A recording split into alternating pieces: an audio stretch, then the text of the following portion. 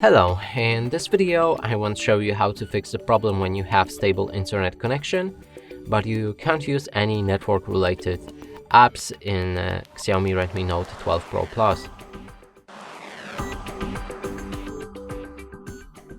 And to do this, first let's try to download something from Google Play Store, and here let's go for this. For example, we can click on install.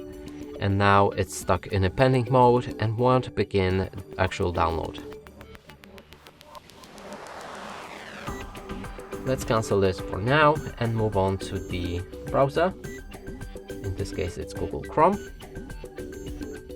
Reload any page or go to any other page, and here you can see that we have this error. And to fix both of the issues, we'll need to open the settings, then scroll all the way down and find additional settings. Enter date and time and enable set time automatically. If you go back to Google Play Store and try to download the same app, it should work fine.